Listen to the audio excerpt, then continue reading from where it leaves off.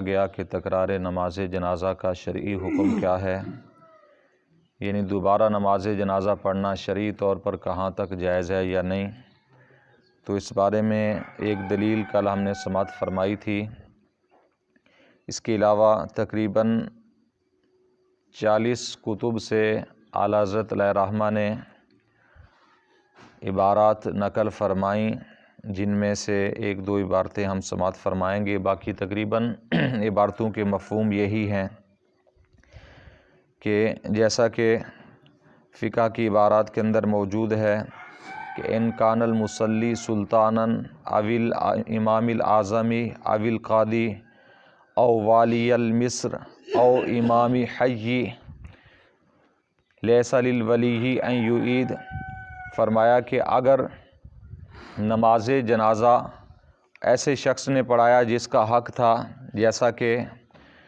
سلطان نے یعنی حاکم وقت نے نماز جنازہ پڑھایا، یا اس وقت کا جو بڑا امام ہے یعنی جو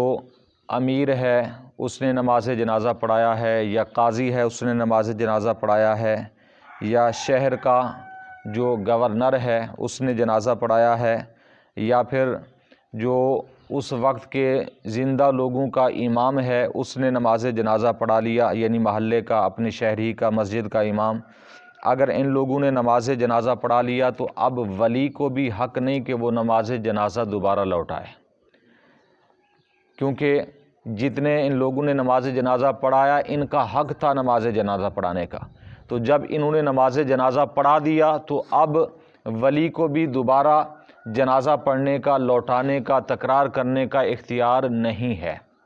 اختیار ختم ہو چکا ہے، اس لیے کہ اب جنازہ ہو چکا ہے کہ وہ بھی گویا کہ ایک قسم کے ولی تھے جنہیں جنازہ پڑھانے کا حق تھا۔ ان میں سے اگر کسی ایک نے نماز جنازہ پڑھا دی تو اب ولی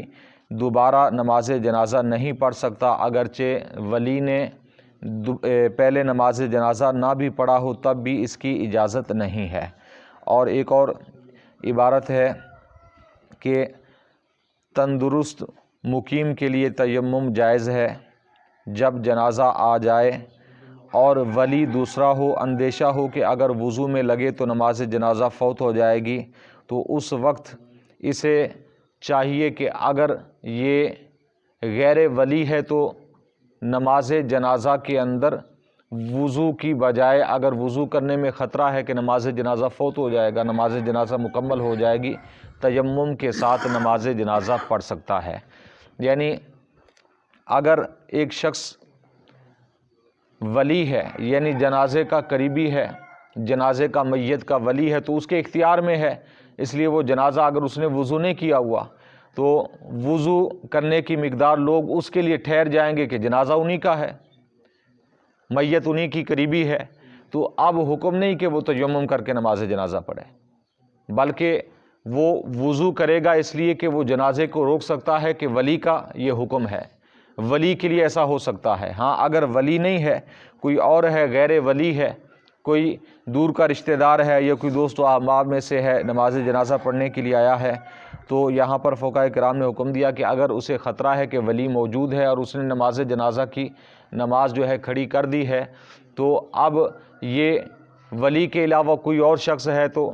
وضو کی بجائے وضو نہیں، اور خوف ہے اس چیز کا کہ جنازہ ہو جائے گا اگر وضو میں نے کیا، تو اب حکم ہے کہ تیمم کر کے وہ نماز جنازہ کے اندر شریک ہو سکتا ہے، کیونکہ تیمم کرتے وقت اتنا وقت نہیں لگتا، تیمم تقریباً اگر دیکھا جائے تو 10 سیکنڈ کے اندر بھی ہو سکتا ہے، اور تیمم کے بعد بندہ مومن نماز جنازہ کے اندر شریک ہو سکتا ہے۔ تو یہ عبارت بھی موجود ہے، گویا کہ اعلیٰ حضرت علیہ الرحمہ نے ارشاد فرمایا کہ اگر ولی موجود ہے تو وہ، کیونکہ اب اسے حق ہے، دوبارہ نماز جنازہ بھی نہیں کرا سکتا، اگر اسے وضو نہیں ہے تو حکم ہے کہ جنازے کا انتظار کیا جائے، وضو وہ کرے کہ ولی کا یہ حق ہے۔ اب جیسے وہ وضو کر لے گا تو نماز جنازہ کی اجازت دے گا، خود پڑھائے یا کسی کو اجازت دے، تو بہرحال پھر ان کی نماز جنازہ درست ہو جائے گی۔ تو اعلیٰ حضرت علیہ الرحمہ نے یہ ساری عبارتیں نقل فرمانے کے بعد ارشاد فرمایا کہ دوبارہ اعادہ نماز ہمارے سب ائمہ کرام علیہم الرضوان کے نزدیک اتفاق سے ناجائز اور گناہ واقع ہوا ہے۔ اچھا، یہ صرف ناجائز نہیں ہے کہ دوبارہ نماز جنازہ پڑھنا یا پڑھانا یہ گناہ ہے، اگر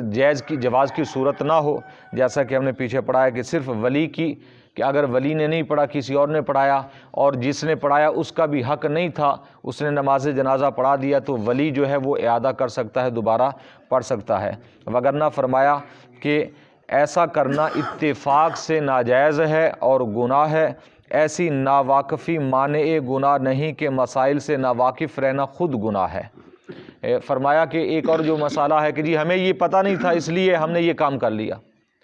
یہ شریعت کا ایک اصول ہے کہ مسائل سے، دین کے احکام سے ناواقف رہنا، جاہل رہنا، یہ گناہ کے لیے مانع نہیں ہے، یہ گناہ کے لیے عذر نہیں بنے گا،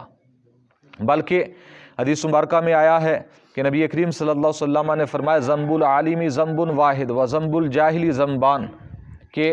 عالم کا گناہ ایک گناہ ہے، یعنی جو شخص کسی مسئلے کو جانتا تھا، جاننے کے بعد اس نے گناہ کیا تو اس کا گناہ ایک لکھا جائے گا، اور وہ شخص کہ جس نے گناہ کیا اور اسے اس گناہ کا علم بھی نہیں تھا، اس کے لیے 2 گناہ لکھے جائیں گے۔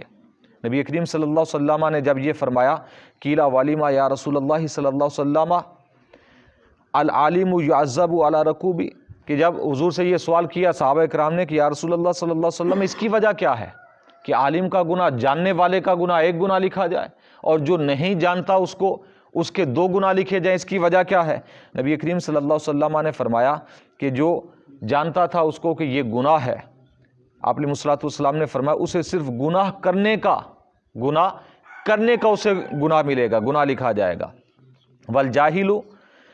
یعذب علی رکوبہ الذنب وترک التعلم، آپ علیہ الصلوۃ والسلام نے فرمایا اور جاہل کے 2 گناہ اس لیے لکھے جائیں گے کہ ایک تو اس نے گناہ کیا، دوسرا اس نے اس کا علم نہیں سیکھا۔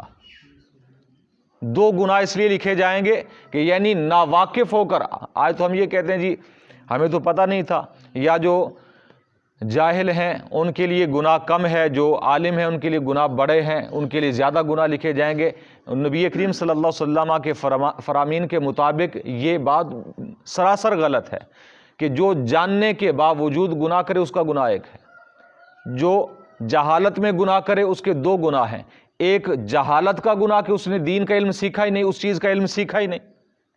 اور ایک گناہ کا گناہ، 2 گناہ اس کے لکھے جائیں گے۔ مثال کے طور پر ایک شخص ہے کہ نماز نہیں پڑھتا، اسے پتہ ہے نماز فرض ہے،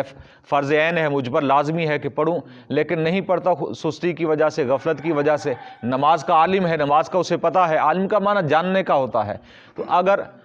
وہ جاننے کے بعد، فرض جاننے کے بعد نماز نہیں پڑھتا، اس کا ایک گناہ لکھا جائے گا، ایک نماز نہ پڑھنے کا گناہ۔ اور اگر کسی کو اتنا بھی پتہ نہیں کہ میرے اوپر نماز فرض ہے، پڑھتا بھی نہیں اور یہ بھی علم نہیں ہے کہ میرے اوپر نماز فرض ہے، تو 2 گناہ ہے اس کے لیے۔ اسی طرح دیگر احکام کے اندر ہے، تو یہ باتیں سمجھنی چاہیے۔ اور فرمایا کہ اگر کوئی شخص دوبارہ نماز جنازہ اس لیے پڑھاتا ہے یا پڑھ لیتا ہے جی مجھے تو پتہ ہی نہیں تھا، ہمیں پتہ نہیں، تو فرمایا کہ یہ گناہ سے مانع نہیں ہو سکتا، گناہ اسے ہوگا،